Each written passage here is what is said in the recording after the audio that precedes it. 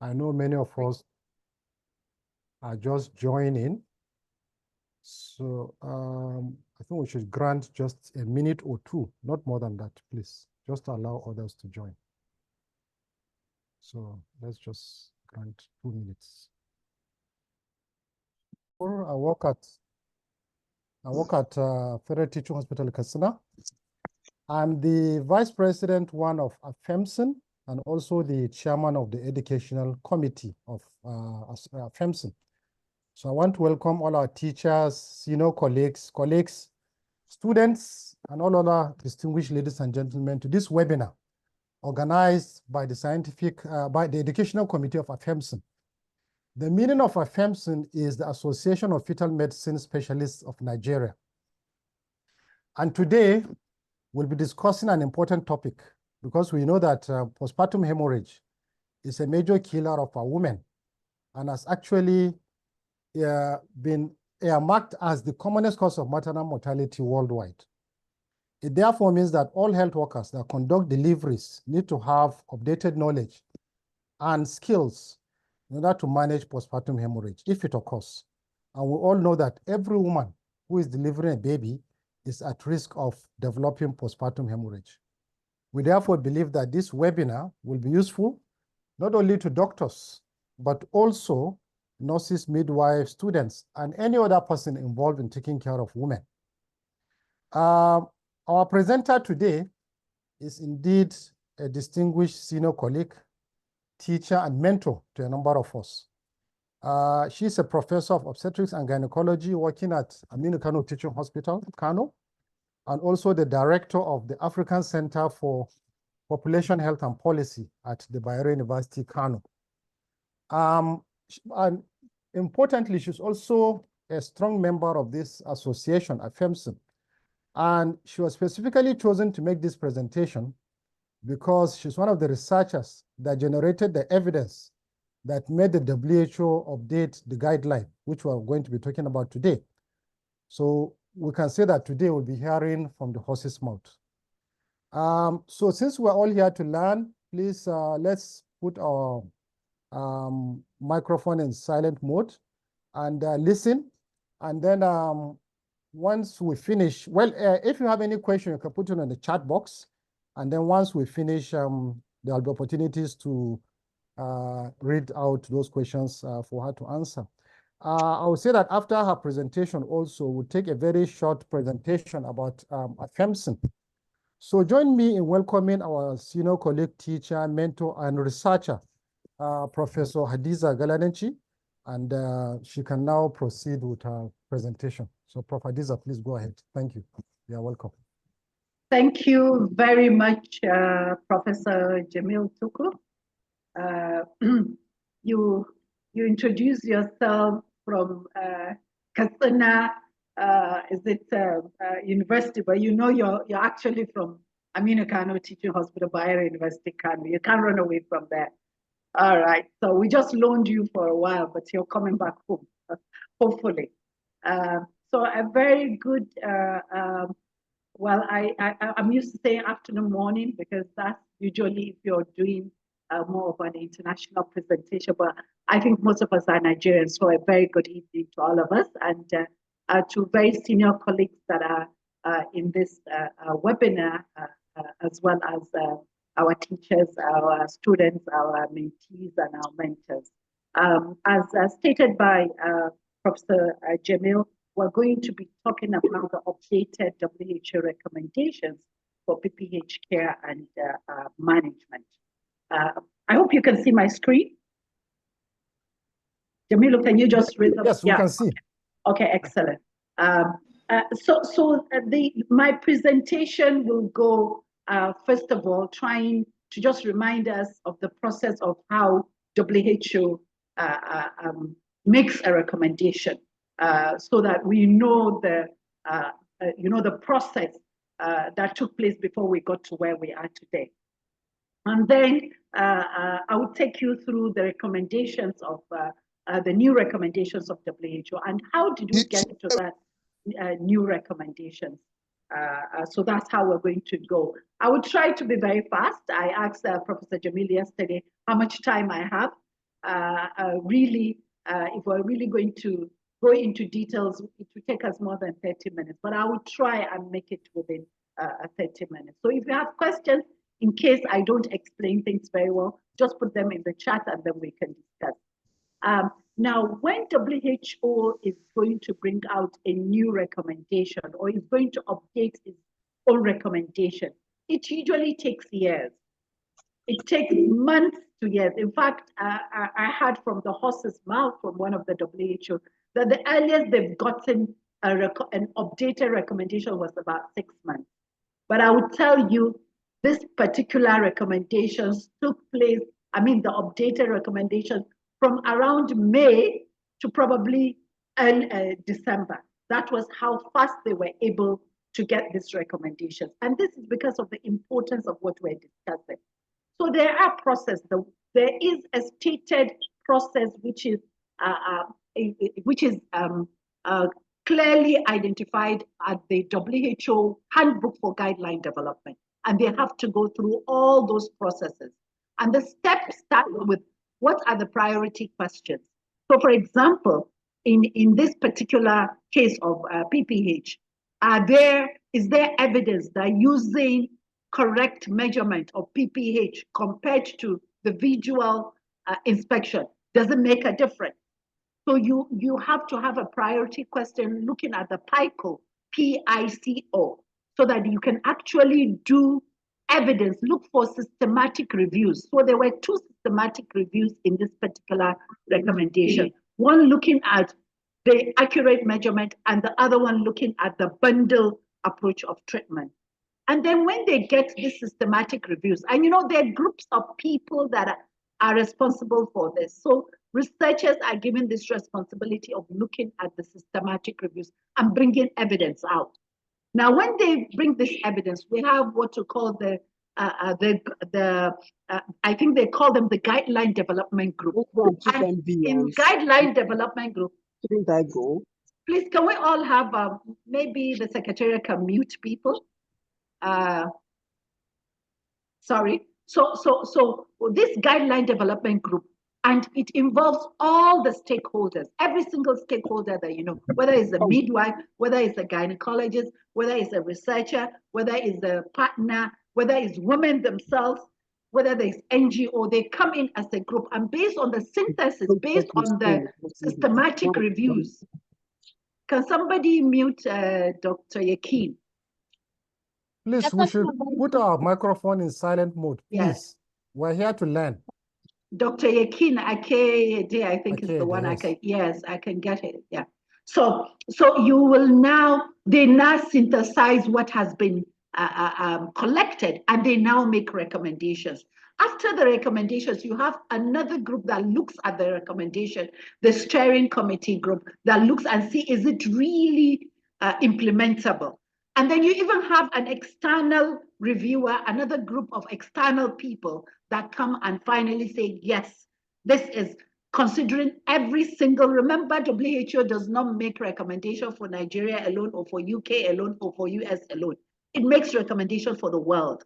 So they have to consider every single scenario and context before they bring out this recommendation. So that is what happened between the time we presented the result of Emotive, which was first presented at International Maternal Newborn Health Conference at Cape Town in May.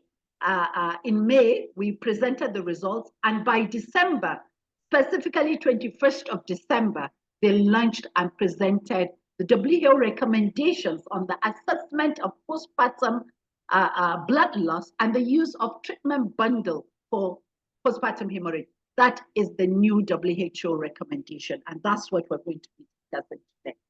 Now, when you look at the document, which you can Google at any time and get it online, they started by telling us the real burden of PPH across the world. And I was in a meeting in Dubai when we're setting up the PPH roadmap, and the only country that was colored red was Nigeria. The only country. They said if we're able to reduce maternal mortality from PPH in Nigeria, then we'll be back on track getting our SDG 3. It was the only country colored red. Even all the countries where you're having all the problems in this world, it's not colored red. So that is our position in the world as far as PPH is concerned. Now, the first recommendation in the guidelines so far now, in the new recommendation, was that for all women, I'm reading it verbatimly, for all women given birth, routine objective measurement of postpartum blood loss is recommended to improve the detection and prompt treatment of postpartum hemorrhage. Methods to objectively quantify blood loss, such as calibrated drips for women having vaginal birth, can achieve this. So what they're saying is that use calibrated drips to be able to objectively quantify the amount of blood loss so that you can immediately start treatment. Now, why did they say so? Because as I said, in that particular document, you see evidence and you see how they came to this conclusion. The first thing is that there are 3 delays that were identified as causing the problem of PPH, because we know the interventions. There's not going to be any drug better than an oxytocin to stop bleeding. So we know the interventions, but why is it that we're still having problems? One is that we don't detect it early. Is when a woman starts saying she feels like, she's gonna faint, or she starts saying she needs water. Then somebody will look at the floor and see that she's lost so much blood, 1 liter. So one is the misdiagnosis, and that first recommendation is to address this misdiagnosis. The second one and the third one is the second recommendation that addresses the delay in treatment, because we give one treatment before we give the other, taking so much time. And then we also take time to escalate, and therefore more time for the woman to get into a morbid condition or even probably die. So in terms of this quantification of the blood, we have clearly showed, and this is part of the evidence that they have used in trying to come to this conclusion. They use, I think, about 5 major studies that have been done to actually come to agreement that really we delay in estimating. We don't know how to do visual estimation. That's the truth of the matter. So this clearly shows if you just have blood on the floor, or you have blood in a container that is not calibrated, or you have blood on the cloth, you really don't know how much. And this is, really shown by so many studies. There's one big study, which is the Champion trial study, which shows that at 500 mils, 25%, only 25% of women are actually being treated for PPH. And we know the diagnosis is 500 mils. So 75% of women that have lost up to 500 mils, nobody thinks that they have lost up to 500 mils. So they don't get any treatment. And even at 1 liter, which this diagram is showing, even at 1 liter, we lose 30% of women. So only 70% get detected at 1 liter. So a woman loses 1 liter and somebody will not start her on treatment because he doesn't know she's lost up to 500 mils. So that is it.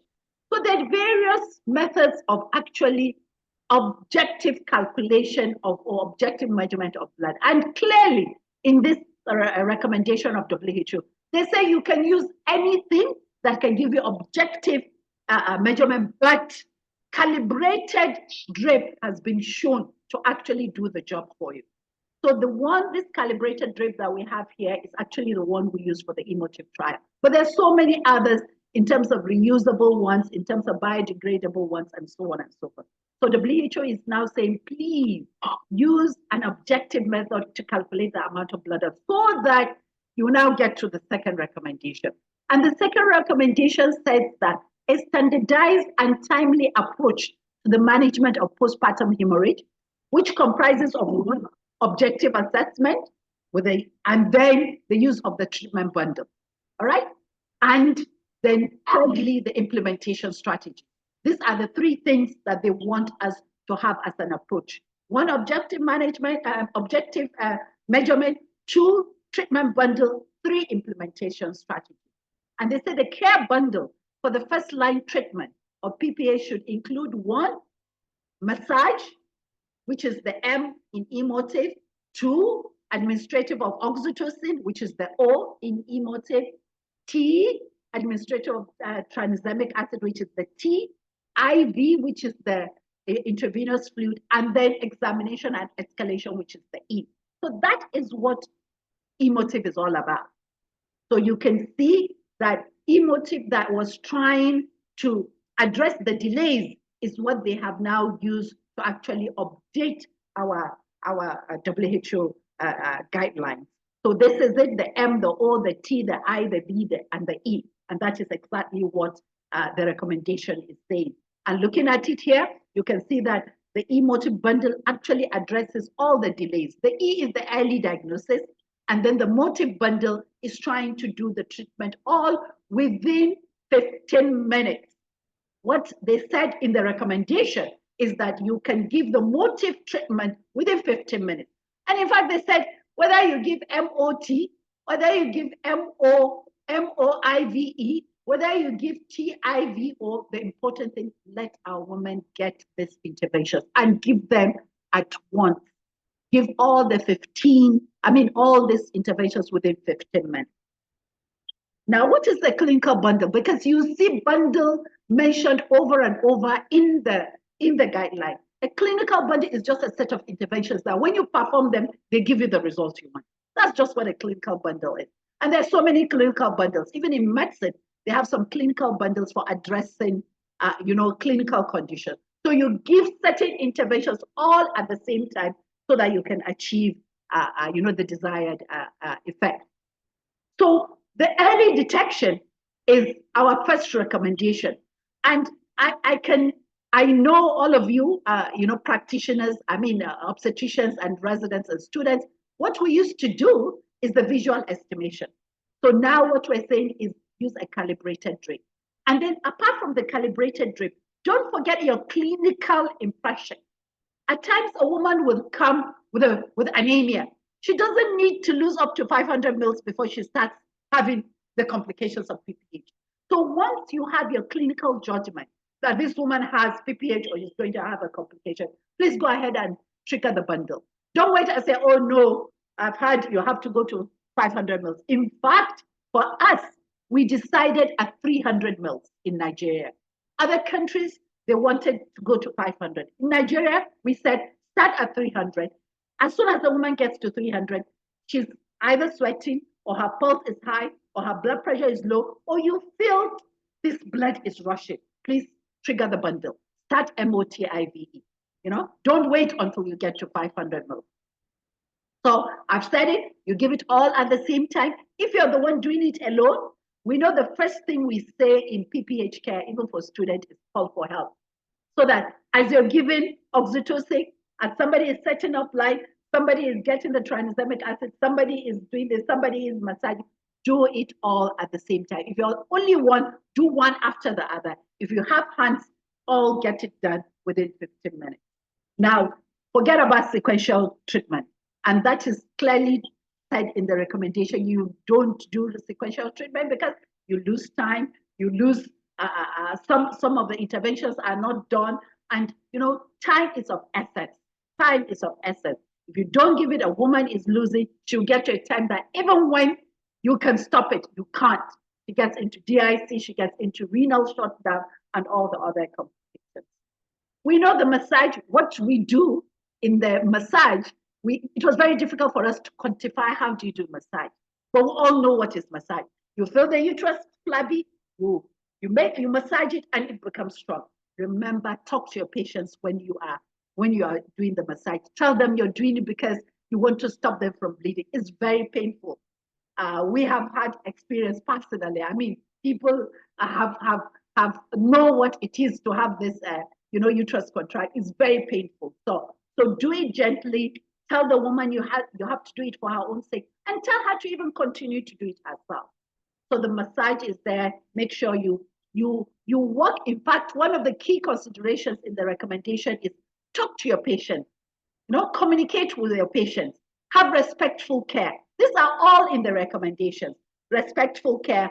good communication. Let them take the decision. Let it be a combined decision with them when you're doing something. I can imagine somebody bleeding and people are just all over her doing this. Bring your hand. Somebody is putting his hand on the uterus. It's usually, it's really, really terrible. And at times they go into depression after all this. So please consider it is a human being that you're taking care of. Oxytocin, there is a standard of giving oxytocin. When we're trying to find out, people were given between 10 units to 40 units. Some push, some in 10 minutes, some in 20 minutes. What we're saying is give 10 international units, 500 mils over 10 minutes, all right? And then you now put 20 international units in to run in later over 4 hours. So there is a standard. There is a standard we need to follow.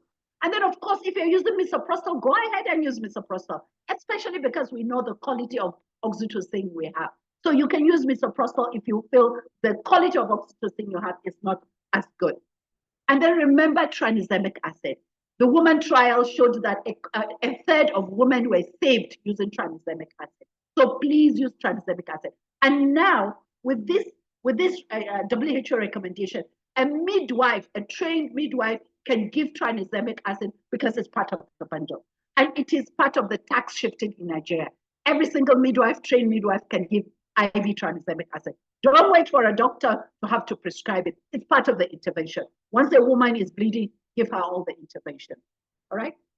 Then, of course, the IV, we know that we have IV and you put oxytocin running in the IV. And then if you think she still needs to have, because of the blood volume, then put another IV drug, IV line so that you can continue to give crystalloid. The last E, which is in the second recommendation, you had that, you have to examine and escalate, all right? And what we are saying is that to examine and escalate, what do you need? Of course, your placenta has to be examined to make sure it's correct. You have to examine for episiotomies, for cervical tear, for uterine tear, all right, perineal tear. And then when you examine, you now have to treat. And of course, empty the bladder. These are basic obstetric practices. Empty the bladder and make sure that the bladder is empty so that the uterus will contract. So examination and escalation. So in case she's still bleeding, despite all this you have done, then think of other things. You've thought of uterine atony, your bundle will take care of it. You've looked at the placenta, you look at the laceration and the coagulopathy. Remember the 4 T's in the causes of PPH. And then if she's still bleeding, please escalate to the next level. And that next level, of course, we know that is laparotomy, all right? So don't wait. At times we get to laparotomy very late, that by the time you get in to do your B-lynch and so on, the woman can't make it because she's lost so much blood. So don't waste time. Time is of essence. 15 minutes, you've given your bundle. Within the next 15, 30 minutes, you should decide whether this woman needs to get to the theater or not, if it's not working. Don't wait until it's too late. And of course, blood transfusion if it's required. Now, in the second recommendation I read out, it said that you have to use the implementation strategy. And actually, in the emotive trial, we tried to see what will make emotive work. What strategies do you put in place if you want to get emotive to work? And there are 4 strategies. Number 1 is that you've got to get all the resources that are required, all the items that are required in one place in labor ward. You can use a trolley and have them there. You can use a carry case and have them there. You can use a kit. I just came out of a webinar, PPH Community of Practice webinar, and somebody from Abu Dhabi was saying that they have it in a bag, in a kit.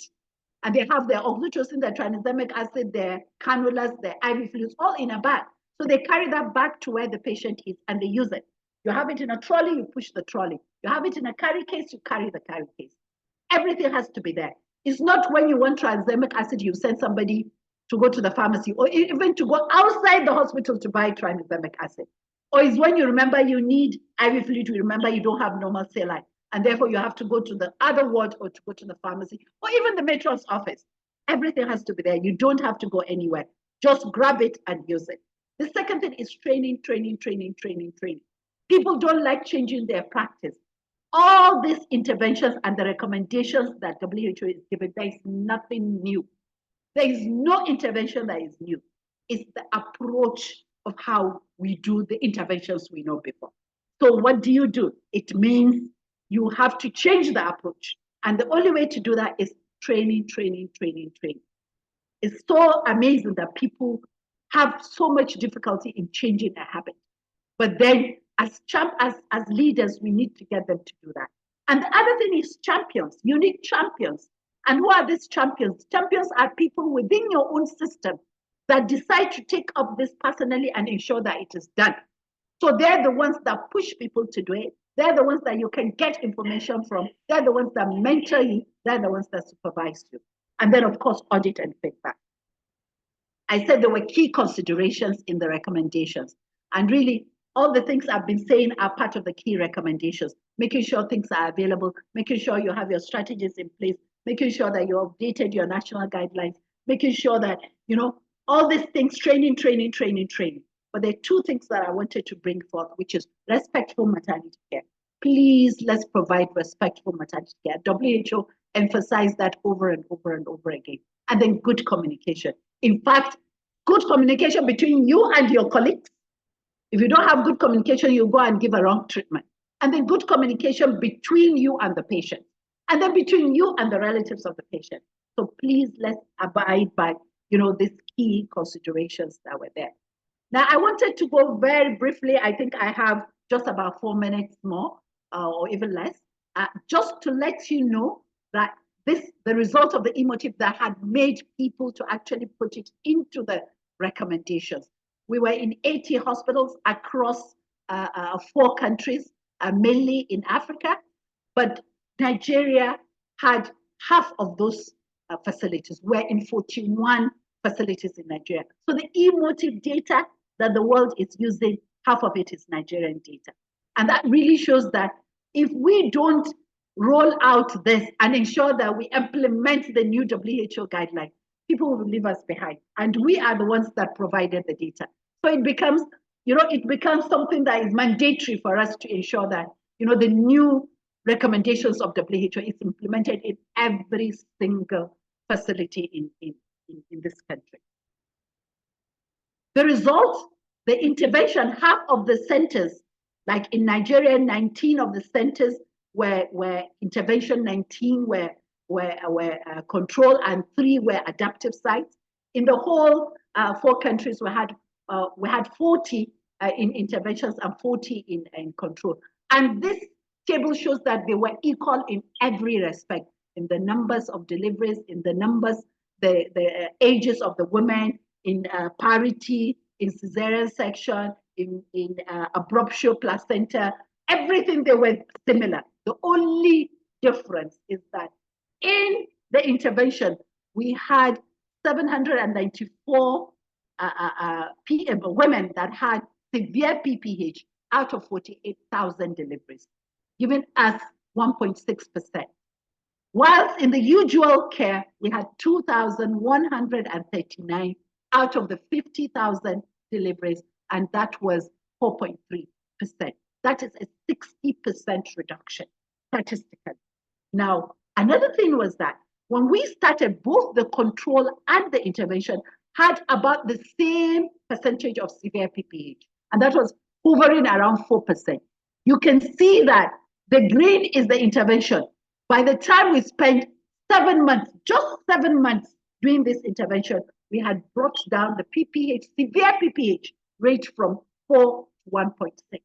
And for the control, it was still hovering the same thing. Even though, you know, when you're doing a research, people tend to do better. But you can see it was still hovering at 4%. So this shows that if right now, if we're going to check in this site, they're no more having severe PPH. We're continuing to take data. They're no more having severe PPH because they're implementing complete emotive. The PPH in terms of 500 mils, detecting PPH, 93% of the time they were detected in the intervention, while in the control, only 50%. So 50% of the people that had PPH were not detected in the control, while in the intervention, we had 93%. And in terms of using the bundle, of course, in the intervention, we train them to use the bundle. So 91% of them use the bundle. But in the intervention, in the control, of course, we didn't train them. So the use was only 19%. Some people had the idea that maybe when you put tranexamic acid and oxytocin, it will work better. But only 1 out of 5 did that. But when we trained, 91% of them actually used it. And then, of course, these are secondary outcome that really shows the difference. Even maternal mortality, even though we didn't go looking for reduction in maternal mortality, but there was a 20 to 30% reduction in maternal mortality between the intervention and the control. So, ladies and gentlemen, what remains is for you, if you go now and Google new WHO recommendations for PPH, you'll see the complete recommendation. And if you go through it with this short time that I've had, you really understand what the 2 recommendations, they're just 2 recommendations, actually. All right, just 2 recommendations. What they mean, how they got to where they are, and how we can help implement it. And of course, you can also Google the actual trial result, which is in the New England Journal of Medicine, that was published in that same May that we made the results, we made the results available for people to know about the emotive trial. So you can Google it, also Google it, read it so that you can understand, because you're really our advocates, you're really our champions. Fetal-maternal specialists are our champions, and we have to really use you as resources to really push the agenda of getting the WHO recommendation in every single facility in Nigeria. In fact, they're looking at how they can even get it to primary healthcare facilities once they have midwives that are there. And the federal government of Nigeria is very willing. And the minister has said it openly that he will do all that will take him with the support of partners to actually roll out, the WHO recommendations. We're already developing a national PPH guideline. We've never had one. We've been using SOGON PPH protocol and guidelines. So right now, there are consultants that are working to develop the first national PPH guideline stroke protocol. So once we have that, and we have this training of emotive going on, I think at the end of the day, having severe PPH or death from severe PPH will become the thing of the past. So my conclusion is that early detection and treatment of PPH using the motive bundle is the new WHO guideline, and therefore we need to put our hands together to ensure that we implement it. Thank you very much. I want to thank AFEPSA and specifically Professor Jamil for getting across to me to give me the opportunity to do this presentation. Thank you very much. Thank you very much, Prof. I'm sure we'll all agree that this is the full meaning of hearing from the horse's mouth, bearing in mind that indeed Professor Galadanci is among the researchers that generated this evidence and had this got WHO to quickly update its recommendation, which, as she rightly mentioned, is a record. So we really thank you so much. We really appreciate. We'll give you small time to take some water. And just to say that we had one small technical challenge during the presentation, and that is the fact that unfortunately the system couldn't take more than 100 participants. That is really not how we planned it, but our technical team could not understand why. So we're recording this, and at the end of it all, we'll explain how people can have access to this presentation.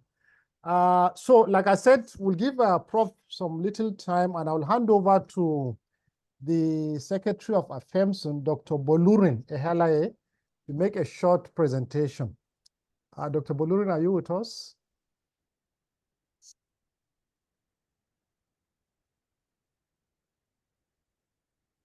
Dr. Ehalaye, please.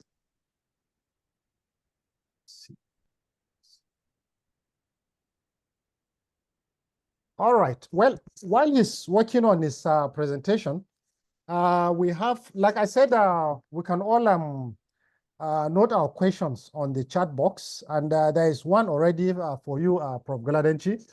And the question is, how available are the drips and how much they cost? So we will start with that, please. Okay, so when we started the e-motive and we realized that this is something that we might have to implement later, we engaged a local manufacturer and they produced, we showed them the Indian version. The Indian version cost about $1.5, and by the time you bring it with a cost of importation and so on, it might even get to more than $2. So we needed to make it available here in Nigeria. And so right now in Kano, we have a company that is producing it, and they've produced like two, three, 4 versions. And each time they bring to us, we try it so that we can give them a feedback so that they can get it better. So right now, we have one that is almost perfect and is the one that we're trying to see if they can produce enough for us to be able to use it across the places where it is required. Of course, they're trying to see if they can even automate it, because right now it's not automated, but they're trying to see if they can automate it. And of course, also it's leather. And in terms of climate, we don't like so much leather. Even the leather we have is enough for us. So now you're going to be using leather for every delivery. So actually we're looking at even getting biodegradable leather so that even when you put it on the ground, it becomes sand. So it's biodegradable. But that would be, looking ahead, what we can do. So right now we have it, and they're trying to make it cost less than $1. Less than $1. That's the rate at which they're trying to get it. The first one they produced for us, they produced it at about 1,000, which is really less than $1 right now. So I don't know if they're able to probably automate it. It might even come down, because that means they can produce more at a time, and it might come down. But right now they're producing about 1,000 for one. Thank you very much. There's another question on whether we can have the complete emotive pack. So I don't know that there is a way the complete emotive pack is available. Is there something like that? The emotive pack is what we have said. E is for early detection, and the MOTIVE is the interventions. So the bundle, which is the motive bundle, is that you give all this intervention, which means you do massage, you give oxytocin, and remember it's oxytocin. So if you like, if it's oxytocin, give oxytocin. If you like, give misoprostol. If you like, give the two. Now, carbetocin, heat-stable carbetocin is also being tried to see whether it will work in the bundle. But for now, heat-stable carbetocin is for prevention. It's not used for treatment. But there are studies going on to see whether it can also work for treatment. So if it also works for treatment, it means you can give it instead of oxytocin. Then give your tranexamic acid. Make sure there is an IV line going on, and make sure that you examine if the bleeding doesn't stop, examine and escalate. So that's the bundle. So there's nothing like a pack, it's the bundle, and keep it in such a way that it is easily accessible. There are times, especially weekend, that things can be stored in the store and you don't find it. You want to use tranexamic acid, you have it, but it's already in a key, and even after working hours, somebody might have locked it, and then you don't have it available. We don't want it there. It has to be accessible and available to every healthcare provider that wants to use it. Yes. So talking about its availability, are there things that one can do to make all the components more available than they usually are? Yeah. So what I think, first of all, is that as we need to involve our policymakers, we need to involve our leaders, right? Now, first of all, even the drips, the government, I've heard the minister himself saying that he will do whatever it takes to make drips available in Nigeria. So if he's going to support to make that available, it means we have one of the components of the WHO recommendations. Oxytocin, we need quality oxytocin. During our trial, we actually tested 14 brands of oxytocin across our 40 sites. And there were only 2 brands that were good. I think there was something like Syntocinon and Rotex. They were the only two brands that had enough oxytocin inside them. All the other brands had lower than the quantity that is required. So as leaders in our various health facilities, we should do advocacy to our management to tell them that these are the things we require. When you're going to source for oxytocin, these are the brands we require. And please, you tell your labor ward matron, she has to have tranexamic acid oxytocin in the labor ward, not in the pharmacy. We have to make sure that all these are available in the labor ward, not in the pharmacy. Right now, in most hospitals, tranexamic acid is available, but in the pharmacy. They should be, just as they keep oxytocin in labor ward, they should keep tranexamic acid in the labor ward. You can, even where you pay, you can charge a patient after using it, but at least it should be there when you need it. So I feel we need to engage our stakeholders, and our stakeholders are our policymakers, the women themselves, all healthcare providers, the managers, everybody, so that collectively, not one person can do it. We as obstetricians alone cannot implement the WHO recommendations if we don't have the buy-in of the major stakeholders here, and that's the ministry people, the managers, the midwives, the midwife association, the midwives in our hospital. Everybody has to come together if we really want to implement this WHO recommendation. And one important thing is that we're having a national guideline that will support, which is a policy document that will support the. Okay, the calibrated drips, are they only for spontaneous vaginal deliveries? Can they be used for objective assessment of blood loss from cesarean section, or is it only for vaginal delivery? A very good question, because it was stated in the WHO recommendation that they think having an objective assessment of blood loss in cesarean section is something good. It's clearly stated in the recommendation. All right. So actually, because they've also noticed there's a delay, because you're doing cesarean section, you don't realize that a woman has lost so much blood. By the time you realize it's too late, even when you give her blood transfusion. So there should be an objective way, even though in cesarean section, we suck the blood. So somehow we have a bit of an objective way, but there are some that are on the floor, on the drips and so on and so forth. So they mentioned it in the recommendation that they think there should be the use of something objective to assess blood loss in cesarean section, so that we can also institute treatment early. There are studies that are going on, and I'm sure we will have recommendations coming out of this study. Thank you very much. Please, what is the role of anti-shock garments?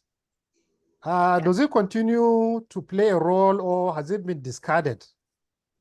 Anti-shock garment is still part of it. When you want to escalate, if a woman has lost so much blood, you can't even resuscitate her. And that's why, you see, if you do the early detection, you might not get her there. But there's still some that will have refractory bleeding. I will not tell you 100% that you get every single one to stop bleeding immediately. Those that have refractory bleeding, those are the ones that need anti-shock garment.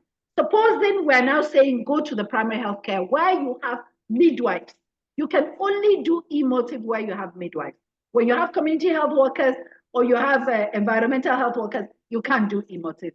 You can't implement the recommendation. But when you have a midwife and she is in a primary health care setting, and then she has gotten to that E, when a woman is still bleeding and she's not able to stop it with a motive trial, she will put the anti-shock garment to the woman and then refer her, so that the woman will be alive when she reaches the next level of care.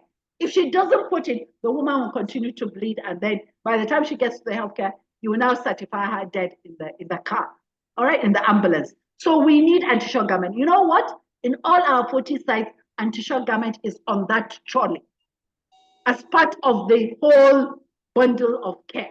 So when you get to E, if you need to use anti-shock garment, use anti-shock garment. It is still a life-saving intervention. Okay, thank you very much. There's a question about oxytocin. What is the problem that the right oxytocin is not in the market or is not being manufactured in Nigeria? So it's not that the right oxytocin is not there. You see, one of the most important things in oxytocin is the cold chain. So wherever oxytocin is produced, if they don't adhere to the cold chain, then by the time it gets to the patient, it doesn't have the efficacy it requires. So if we import oxytocin, which I'm sure we do, it stays in Lagos store. In fact, when they're bringing it, I don't know whether they put it in a cold chain. And then it stays in Lagos store. And you can imagine if that has 24 hours of light, of power to ensure the cold chain. Then from there, it gets, at times it gets to the market, Sabangari market, and stays for months before you and I go to buy it. And then we buy it from the shelf. You don't know the story of somebody was there as a professional. He got to a pharmacy, and then somebody came to collect oxytocin. And then he saw the pharmacist just picking the oxytocin from the shelf. And then he told the pharmacist, how dare you? Don't you know that the oxytocin is supposed to be cold? The man said, I'm sorry, sir. You took the oxytocin, put it in the fridge. And after about 5-10 minutes, he said, now you can have the oxytocin. It is cold now. Hey, that's the mentality. Of course, it has stopped. The potency has gone. So that is what we're doing. When we buy it, even when it's been kept at 40 degrees, we buy it and keep it in our fridge in the labor ward. It's no more potent. So we need the heat, and that's why a heat stable carbetocin is something that is very important for us, because that's an alternative. You can put it at 30 degrees, 40 degrees, and it still works. And it's the same oxytocin. Okay, so considering your last statement, if one has both carbetocin and oxytocin, should one then use carbetocin? If it is for prevention, I said right now, carbetocin, heat stable carbetocin is only recommended for prevention. If you have oxytocin and you're not sure of the potency of oxytocin, I advise you to use heat stable carbetocin if you're not sure of the potency of the oxytocin. All right. But for motive trial, what we use is oxytocin. And now there are studies that are being done to see, can you replace oxytocin with heat stable carbetocin for the all in motive trial? So we wait for results. You see, the thing is evidence-based. So you don't just think of something and decide you take it as an intervention. It has to be evidence-based. So we will wait and see. Heat stable carbetocin is part of the recommendation of WHO for prevention of PPH. And it is there in our 2012 WHO recommendation for prevention of PPH. But for treatment, it is oxytocin. The oral is oxytocin. All right? So we wait for the results of the heat stable carbetocin to be used for treatment. Okay, thank you very much. Well, bearing in mind your position on these guidelines and also in the country, are there plans for training of health workers on this updated guideline and the emotive bundle, use of the emotive bundle? Yes, there are plans for really rolling out emotive across the country. And there are many partners in it. The biggest partner is the Federal Ministry of Health. And this was said by the minister himself. And after that, the Federal Ministry of Health is on the driving seat. All our training documents are going to be nationally adopted. Now, there are many partners. We as emotive and ASPAP, we're using our hub sites, all the 40 sites where we did emotive, we're going to use them as hub sites. They are going to be the ones training other centers. So I go to Owerri, all right? And I have a site in Owerri. I don't need to come from Kano and go and train in Owerri. We already have trainers in Owerri, and we're going to use those trainers to train other facilities in Owerri. We have trainers in Kebbi. Federal Medical Center Kebbi was one of our sites. So we can use Federal Medical Center Kebbi to train other facilities in Kebbi. Now for us as ASPAP, we're going to use each of our sites to train 5 more facilities. So within the couple of months, we're going to start that. And with that, we're going to get to 200 facilities across Nigeria. Other partners, I haven't heard from WHO, but UNICEF, Pathfinder, TA Connect, Gates Foundation, every one of them have all agreed that they are going to train in their various sites. And do you know who they are going to use? They will use the same trainers that we have. So we don't need to reinvent the wheel. We don't need to go and do a TOT again in Abuja. We already have trainers. In each state they want to use, they will use the trainers that we all have. So I'm sure there are some people that are trainers here, like Dr. Higa. He is from, his site was one of our sites. We will use his site to train people in Benin. So, ladies and gentlemen, many of you were actually our trainers, and we're going to be getting back to you to do more training and implementation for Emotive, for the adoption and the implementation of the WHO recommendation. So that is the plan. So really, we are really trying to roll out the guideline, the WHO guideline. And that's why we even need a national guideline, which already is on its way to. All right, thank you very much, Professor Galadanci. Unfortunately, this limitation of 200 participants has really caused us a lot of problem, including the speaker. The second speaker who was supposed to speak for 5 minutes, actually he was kicked out too. We really apologize for that. I don't know, let me just catch somebody. Please bear with me, Professor Raji. I think Raji is with us. We just want a 1 minute, will I say talk about how people can join AFEMSN.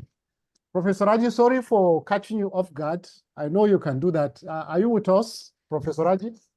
Yes, sir. Good evening, sir. Good evening, everyone. Good evening, Professor Galadanci. Thanks for that beautiful presentation. Yes, so AFEMSN is the Association of Fetal-Maternal Medicine Specialists of Nigeria. It is affiliated to SOGON. And we have full membership. We have two categories of membership. We have the full membership and we have the associate membership. The full membership is for obstetricians and gynecologists across the country, and we even have some in the diaspora. And then associate membership is for other health workers like pediatricians, like midwives, radiologists, and other people that are interested in helping us to improve our fetal-maternal medicine indices in the country. So to join AFEMSN is very simple. You visit our website, www.afemsn.org. I'm going to quickly type that in the chat box. There's a one-off membership fee that is paid. I think for full members, it's 10,000 for full membership, and the half of that the annual due is 10,000 for full members, and half of that for associate members. That's 5,000 for associate members. And then there's a one-off payment too that is made. And then once you join us, you're going to have the benefit of having your membership certificate. So we encourage you to join. We all have ours. At least those of us that are full members we're both full and associate members have a membership certificate, which is a very, very beautiful certificate that you can, frame and display on your consulting room, your facility.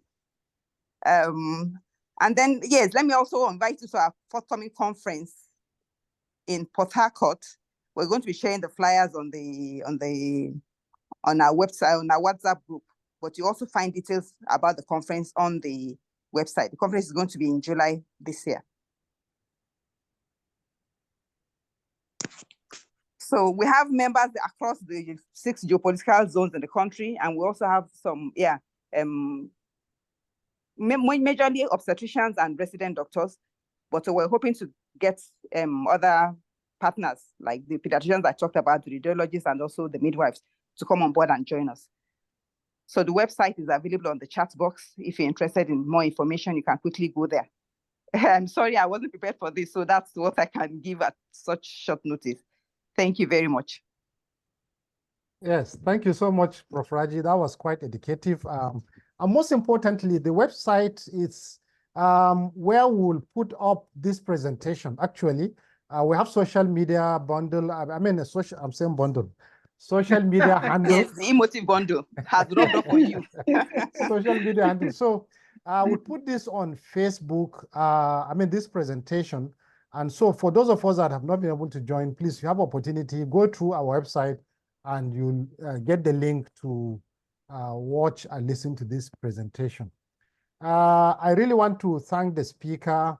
I remember a comment she made at the United Nations where she and our president, Professor Afolabi, represented us.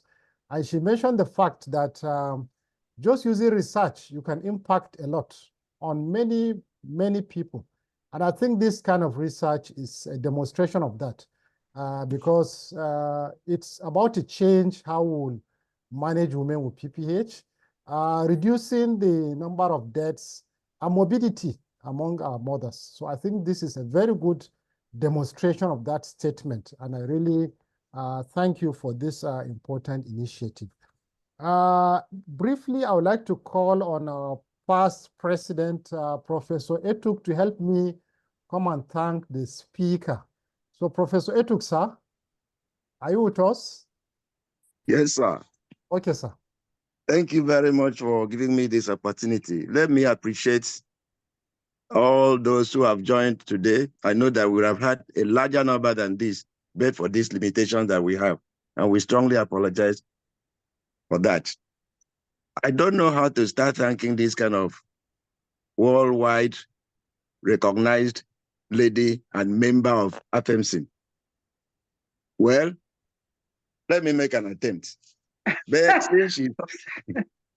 since she's part of us, whatever I say, she will accept it.